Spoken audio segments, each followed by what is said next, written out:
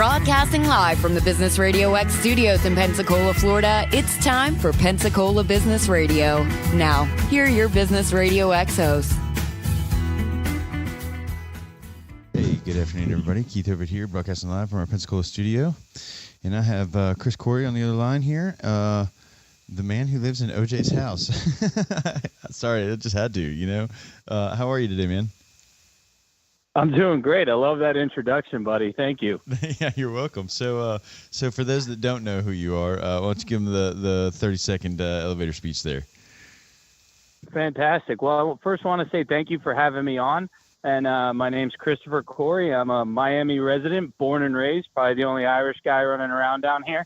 And I started my career actually in the bars and nightclub industry as an entrepreneur, and moved on to owning advertising agencies, which I am still in that game. And I've also branched off to owning a radio station and a few other businesses. I kind of can't sit still. Yeah. So I spend some time speaking, and I'm also on a Miami-Dade County Public School Board. And that's pretty much me, man. Very cool. So what made you go from nightclubs to radio station? My kids. Yeah, fair enough. It's a little bit difficult to be a good father when you're coming home at 4 a.m. Yeah, I guess so. Definitely. What do you think gives you the entrepreneurial bug? You know, it's funny because my father is not an entrepreneurial guy. He's worked for the same company for 30 years. My mother is the same. She's definitely in the corporate hustle. I don't know. I think it came out of anywhere. Honestly, for me, when I graduated college in 2005, everybody was going to work for Enterprise Rent-A-Car. They had that great managerial program going on. But I saw, washing cars in a suit in the South where I was, 100 degrees, just didn't look like a good gig. So I opened a nightclub instead. Very cool. So what is the name of the nightclub? Actually, that one is no longer there, but I went to school at Spring Hill College right next to you guys in Pensacola. Yeah, and ended up opening about 6 hospitality establishments in 5 years. I would flip them. Open one, close it, open one, close one. But one is still there, which is O'Daly's, is in downtown Mobile, Alabama. O'Daly's Irish Pub. Yeah, so you're a pretty young guy, so you were ahead of your time for sure. I've heard that before, but honestly, if people ask me now, I tell them definitely go get work experience in the corporate world. The structure and everything they teach you, you kind of can't learn on your own, or you can learn on your own. You just learn really slowly like I did. Yeah. And do you find a lot of people too, especially in the hospitality industry, they always go against the corporate push. At least I know the foodies do. But you find yourself when you're opening your own place or going into business for yourself that you start to mimic exactly what you learned what you hated in the corporate world, because it has to have a system. No, and that's you couldn't have said it any better. You have to have systems in place. You have to have structure. Otherwise, you can't grow.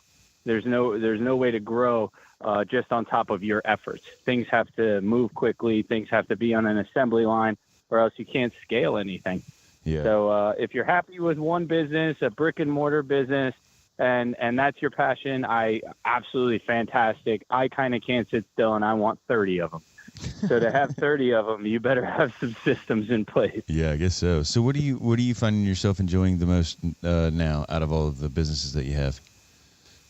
Well, I about a year ago, I stepped away from running the day-to-day of my advertising agencies to spend more time, to be able to be more flexible and spend more time with my children, which allowed me to work from home. So I'll be honest with you, it is everything that everybody says it is. Working from home is a fantastic situation to find yourself in if you can do it. It's not easy. The transition is tough. People don't like it. People want to come to your office all the time. But if you could pull it off, I think I'm almost at a year now. So, I'm over that first year hump. Yeah. That's what I enjoy most. I'm actually pacing around my pool speaking to you right now. So. You're not in the pool, are you? Don't do that with the electrons. No. Yeah, it might be a little bit weird. So did you find yourself, I think if you're going to do a work-home situation, you got to have some discipline, don't you? I think that is the one thing that kind of came naturally to me, is being a self-starter and driven. So when I wake up in the morning, I kind of already have that part.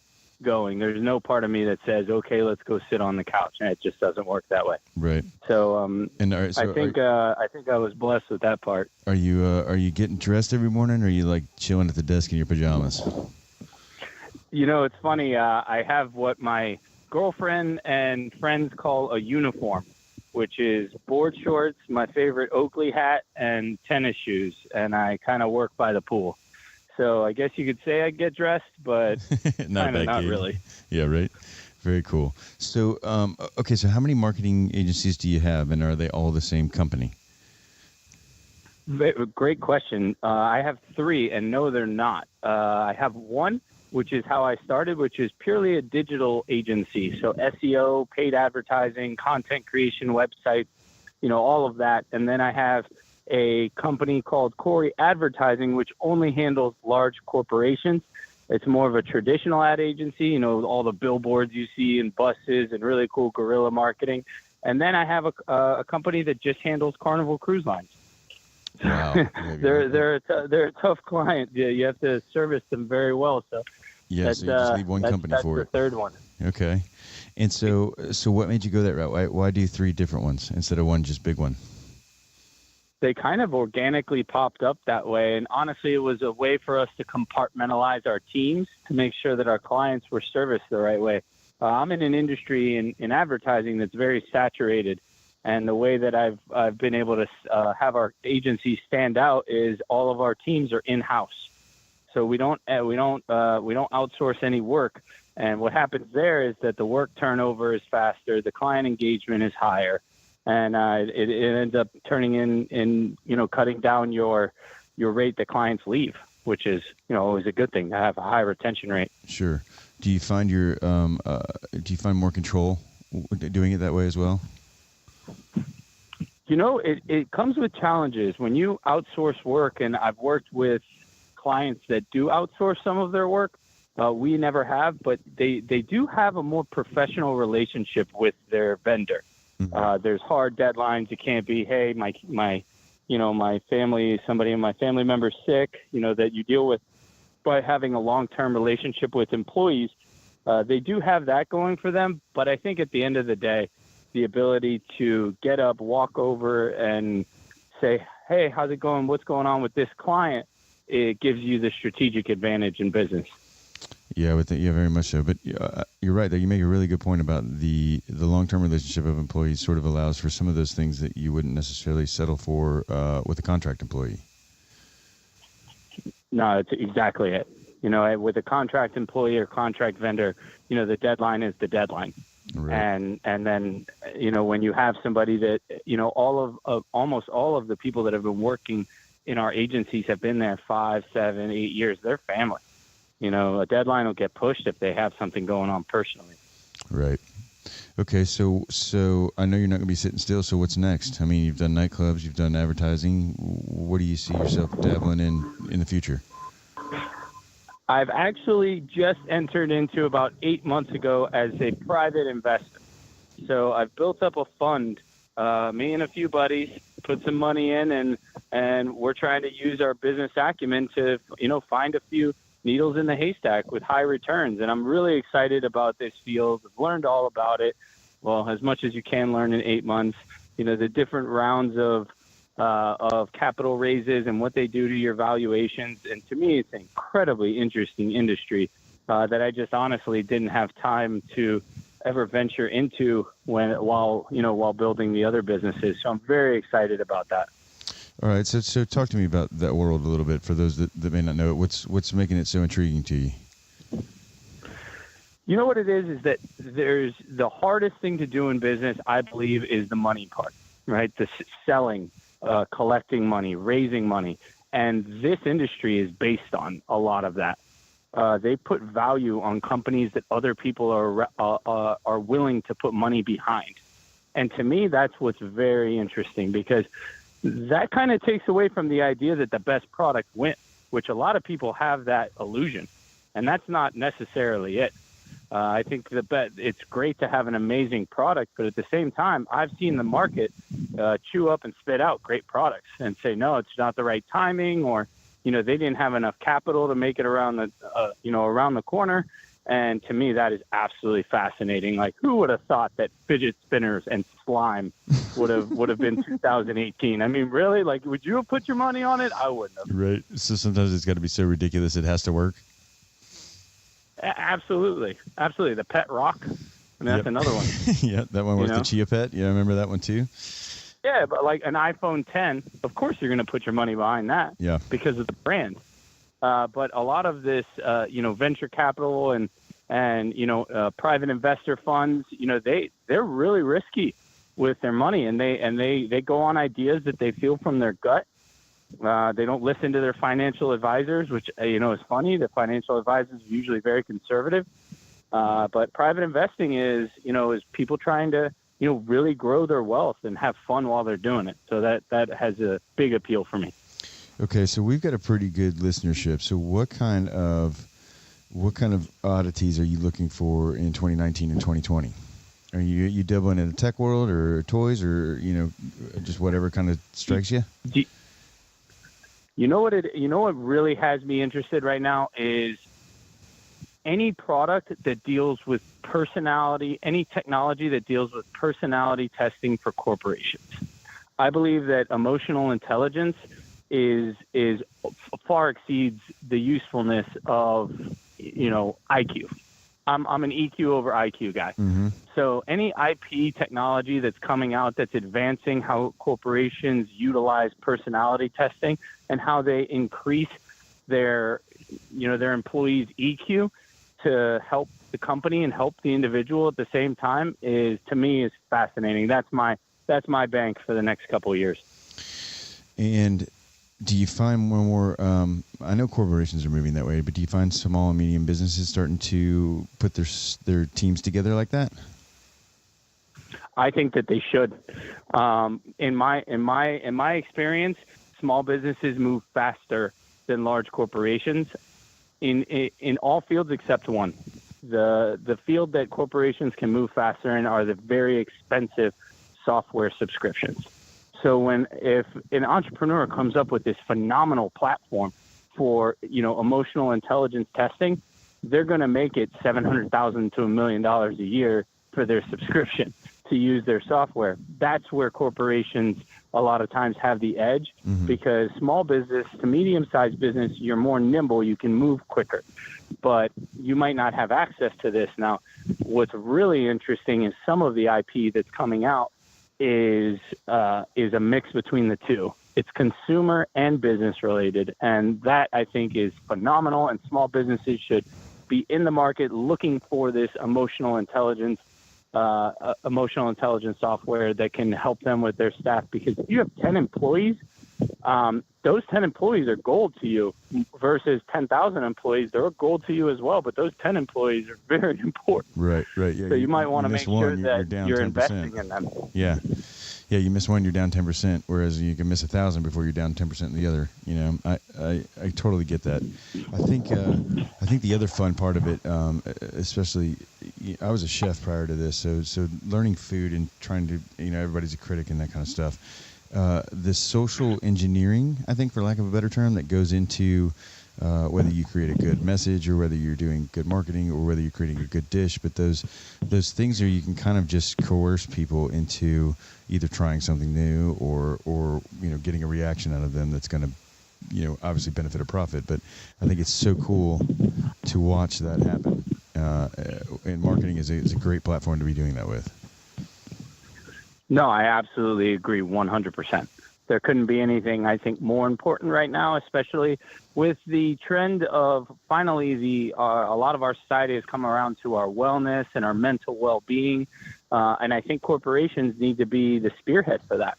To understand that an employee isn't just what they do for 8 hours while they're with you, 8 to 10 hours. They have another life that's going to impact their overall happiness, their overall, contentment with their job and how their performance is. And I think there's a lot of factors that have been missed over the years for that. And do you follow the B corporations at all? I do not.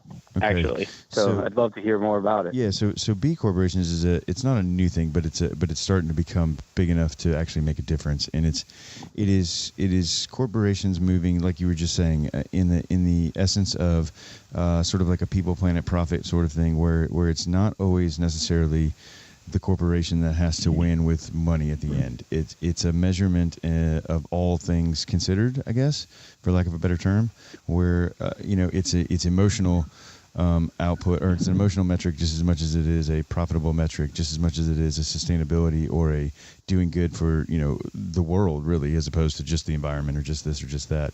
It's a system as a whole, and it's starting to really catch on with a lot of people.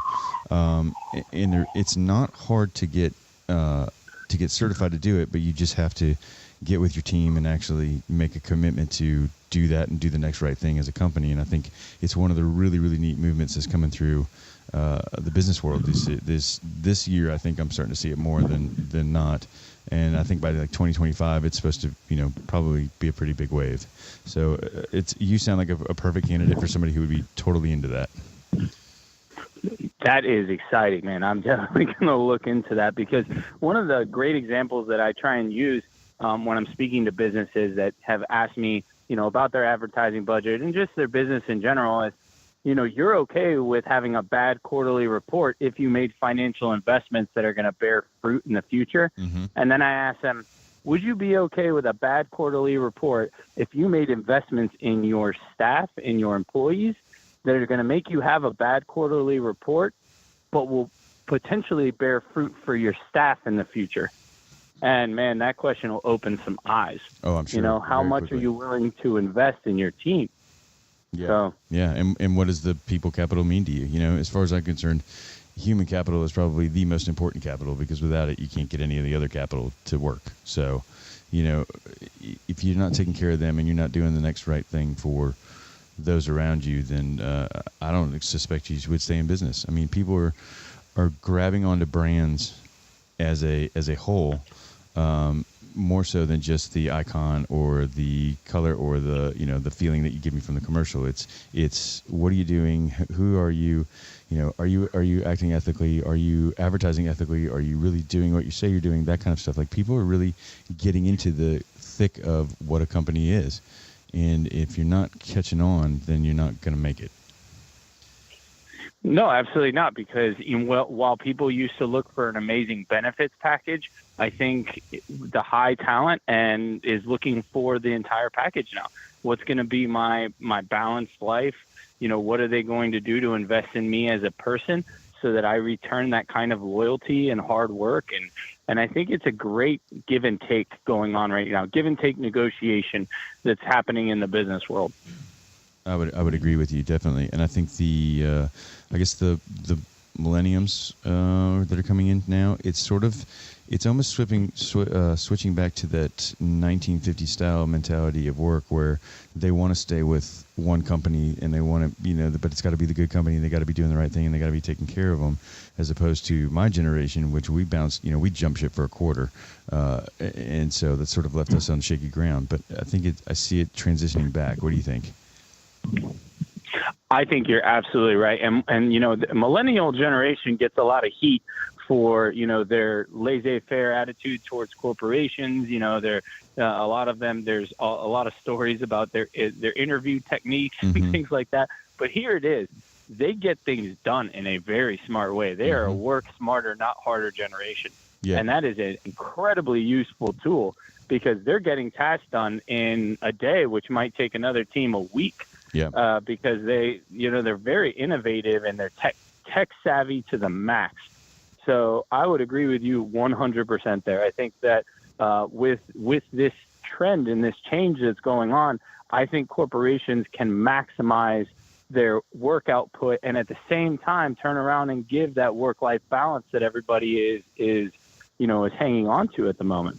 I agree. Yeah, and I'm gonna say, as an entrepreneur myself, there's no such thing as work-life balance. It's work-life integration, as we call it.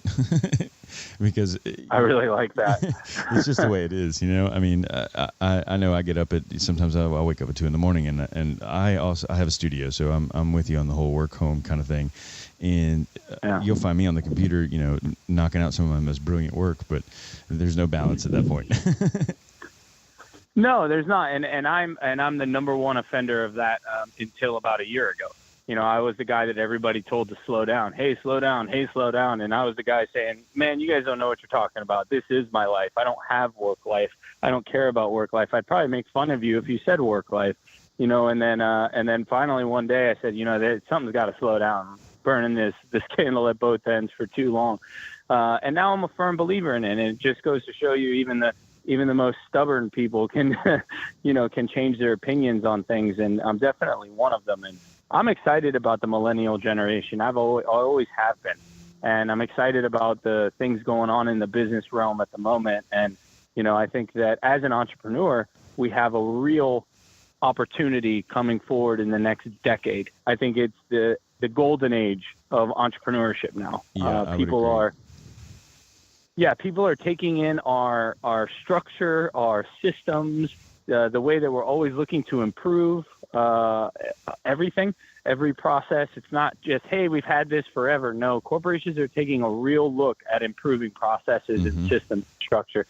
And that's all, I believe, a end product of the entrepreneurial mindset and movement. Yeah, I would agree. I think I'm finding them investing more in their human capital that way. So they're sort of taking that approach from an entrepreneurial perspective, which is, you know, it's not, this is the way it's always done. It's like, let's figure out the best way to do it kind of thing. So yeah, I would agree with you definitely. And, you know, the other thing is too, is that, you know, I'm finding a lot of people, especially like myself, where it was like, if you're not doing what you love, then you're not doing what you love, and that's a problem. And if they don't have what you love out there, well, then go make it. And, you know, we're in that time now. Gary Vee says this all the time, but we're in that time now where there is no barrier. If you got a laptop, you've got a shot, right? It doesn't matter where you came from, what side of tracks you're on, what color you're on, what college you went to, what school you went to. If you even went to school, all that matters is that your stuff is better than their stuff, right? And so, you know what's awesome? I was going to bring up Gary Vee because I thought that you would definitely know Gary Vee, and I personally think the guy is a genius. Yeah, I do too. So I think everything he says is so innovative, because people have been thinking it for so long and just didn't get out there and say it. Yeah. And they definitely didn't get out there and say it 150 words a second like he does. Yeah, exactly. And I'm a huge fan of his. I think that he is helping this movement move along. And I love the fact that an entrepreneur is one of the more famous guys in the U.S. right now. Yeah, that's absolutely. pretty cool. Yeah. So I digest his content on a daily basis. You know, I'm a couple episodes behind on his daily view, but every day at least a couple of minutes of hearing him talk, because it's so motivational. And I know he's not even trying to do it, but it's like he said, he's so raw, he's so honest, and what he says, the market does. So he's like totally, like, if you want to get ahead of the game, watch him. No, and I love the fact that, you know, he's very real. So while everyone's looking for the next Instagram and Facebook, he's telling you Instagram and Facebook are still Instagram and Facebook now, and he's still using them. And that's the thing that people get upset about, algorithm changes on the social platforms. And I'm like, listen, Gary's still using it. So, yeah. You know, that's definitely my favorite one he says is, oh, by the way, it's free. Yeah, by the way, it's free. Yeah. You know what, man? I like that guy so much that if I got $50 billion, I'd buy the New York Jets for him. Yeah, no doubt. You know, I feel like somebody should do that for what he's done for everybody. But you know what he says? It's not buying the New York Jets. It's wanting to buy the New York Jets, right? So and this is what I love about the guy. His mindset is so different. He's like, it's the drive, it's the game, it's the challenge. It's the journey more than it is ever the end result, which is so true. And if you stick to it, especially as an entrepreneur, you can make really cool things happen. Because let's face it, there are days when we are just ready to just totally give up and throw down and just be done.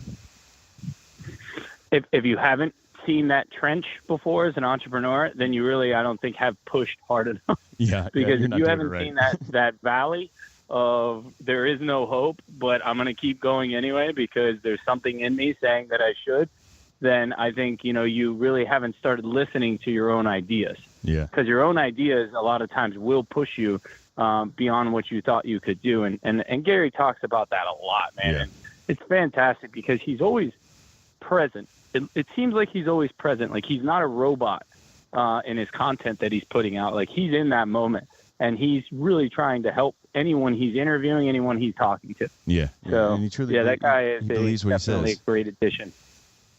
So, okay, you got any other entrepreneurs out there that you got your eye on that you like the way they operate that you can think of?